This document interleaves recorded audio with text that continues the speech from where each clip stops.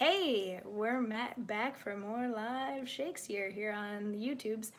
We are still working on Henry IV Part 1. We get to hear from King Henry again today. This is sort of the second half of this monstrous speech that he has in this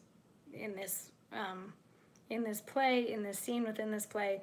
This is he and Prince Hal kind of like finally confronting each other and him getting to say like, you're such a disappointment as my son, like what the hell. And that's largely what yesterday's speech was. It was you are like the Richard that I overthrew, like what the hell, like why are you on this path? So then Prince Hal replies like, well, I hope I'll be better from here on out. And the king says, for all the world, as thou art to this hour, was Richard then, when I from France set foot at Ravenspur. And even as I was then, is Percy now. Now by my scepter and my soul to boot, he hath more worthy interest to the state than thou, the shadow of succession. For of no right, nor colour like to right, he doth fill fields with harnels in the realm, turns heads against the lion's armed laws, and being no more in debt to years than thou, leads ancient lords and reverent bishops on to bloody battles and to bruising arms. What never-dying honor hath he got against renowned Douglas, whose high deeds, whose hot incursions and great name in arms holds from all soldiers chief majority and military title capital.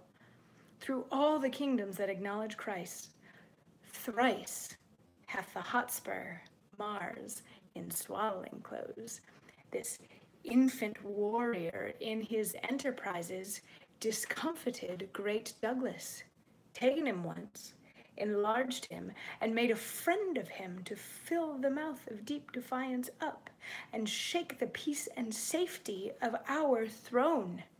And what say you to this, Percy, Northumberland, the Archbishop's Grace of York, Douglas, Mortimer, capitulate against us, and are up? But wherefore do I tell these news to thee? Why, Harry, do I tell thee of my foes, which art my nearest and dearest enemy?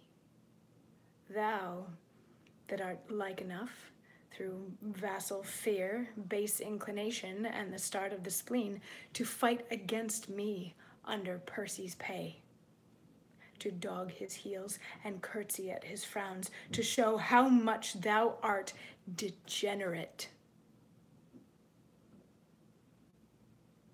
So yeah, a little fatherly love for us today. Yeah, he just keeps expounding on how terrible the situation is becoming and how many enemies they have all around him. And then he looks straight at Prince Hal and says, you might be one of my enemies plotting against me just for the thrill of plotting against me because you suck, because you're a terrible person. And tomorrow we get to see how Prince Hal takes that. What do you think? Is he going to admit to his faults? Is he going to say, screw you? Or is he going to live up to trying to be a prince? We'll find out tomorrow. See you then.